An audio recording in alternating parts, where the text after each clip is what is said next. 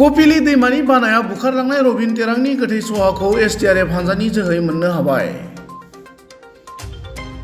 सोनाब कार्बि आंलं जिल्लानि सातगाव गामिनि रबिन तेरां मुंनि सासे लाइमोनखौ कपिली दैमानि गिख्रंथाव बानाया बुखारलांनायनि उनाव दिनै गोथै सहखौ SDRF हानजानि जवानफोरनि गोख्रों संदाननायाव मोननो हायो।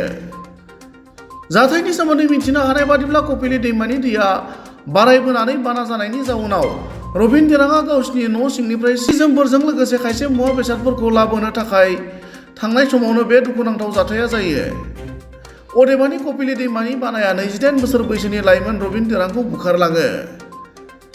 गुबुन फारसेथिं बेफोरबायदि गिथावना हाबाखौ मावनो नाङा होनना बिफाया बादा होदोंमोनब्लाबो बिफानि बाथ्राखौ नेवसिनानै रबिन तेराङा आवगायलांनायाव बेफोरबायदि दुखुनांथाव जाथाया जायो होनना फोरमायदों। दिनै बेलासियाव रबिन तेरांनि गोथै सहखौ SDRF हानजाया बोखांनायनि उनाव पुलिस बिफाना पस्टमर्टेमनि थाखाय राहा खालामो। প্ৰায় দুটামান বজাতে ঘটনাটো সংঘটিত হৈছিল। ঠিক এনেকুৱা এটা সময়তে ময়ো সাৰ পাইছিলোঁ। তেতিয়া মই ল'ৰাটোক ক'লোঁ বোলে যাব নালাগে বুলি ক'লোঁ। কোৱাৰ পিছতো তাৰমানে ল'ৰাটোৱে নেমানিলে। তাৰপিছত এই হাঁহ এটা দেখা পোৱা, এই হাঁহটোত তাৰমানে খেদি যাওঁতেই তাৰমানে এদিন ঘটনাটো কেইজন আছিলে? বাকী মানে তাৰপিছত এতিয়া পুৱাৰ ভাগত SDRF আহিছে। SDRF আহি এতিয়া অভিযান চলাই আছে। এতিয়ালৈকে উদ্ধাৰ অভিযান অব্যাহত আছে। উদ্ধাৰ কৰিব পৰা হোৱা নাই। এতিয়ালৈকে হয় মোৰ তেখেতৰ নামটো কি আছিল? ৰবিন তেৰাং। বয়স কিমান মান হ'ব?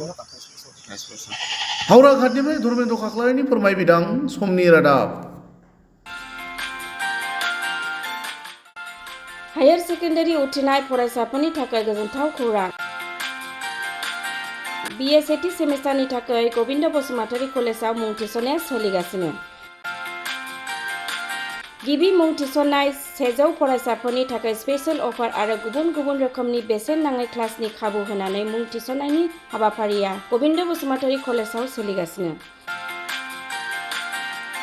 फरायसाफ्रा गावनि गोसो बायदि साबजेक्टफोरखौ सायख'नानै लानो हागोन। लोगोसे basic computer class, self defence, spoken English class बायदि खाबुफोरखौ फरायसाफ्रा बेसेन नाङाजासे लानो हागोन। बे कलेजाव गासैबो फरायसाफोरनि थाखाय फ्रि बासनि सार्भिसनि राहा आरो बिजाब बाख्रिनिबो राहा दं।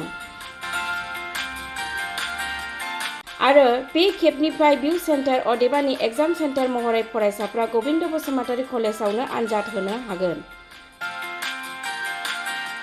गबिन्द बसुमतारी कलेजाव एसेल' बेसेनावनो मुं थिसननानै कलेजनि राहानि खाबुफोरखौ लानो हागोन। रोखायै मिथिनो थाखाय फारियै होनाय जानबुं नाम्बाराव कन्टेक्ट खालामनो हागोन।